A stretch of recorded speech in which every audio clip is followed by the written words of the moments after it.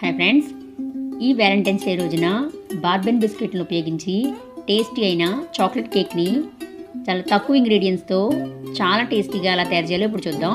ఈ బార్బన్ బిస్కెట్ని ఓ మిక్సీ జార్లో వేసుకుని వీటిని మెత్తడ్ పౌడర్లా చేసుకోవాలి. ఇలా తయారు చేసుకున్న ఈ పౌడర్ని ఓ బౌల్లో వేసుకుని కాచి చల్లార్చిన పాలు కానీ పచ్చిపాలు కానీ ఇందులో వేసేసుకుని ఈ విధంగా కలుపుకోవాలి. ఈ వీడియోలో చూపిస్తున్నట్టుగా ఈ విధంగా ఉంటే సరిపోతుంది. దీంట్లోకి మీకు నచ్చిన డ్రై ఫ్రూట్స్ని వేసుకోండి. నేను సన్నగా కట్ చేసిన జీడిపప్పుని బాదం పప్పుని వేస్తున్నాను. ఇలా వేసుకున్న తర్వాత దీంట్లోకి ఒక ఈనో ప్యాకెట్ని వేసుకోండి.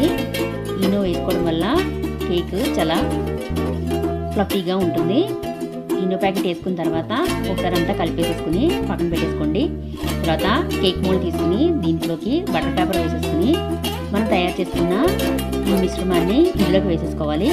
ఇలా వేసేసుకున్న తర్వాత దీనిపైన జీడిపప్పుని బాదం పప్పుని వేసేసుకుని కలర్ఫుల్గా ఉండే ఎండు కొబ్బరిని కూడా వేసేసుకున్నాను. ఇలా వేసుకున్న తర్వాత దీన్ని రెండు సార్లు ట్యాప్ చేయాలి.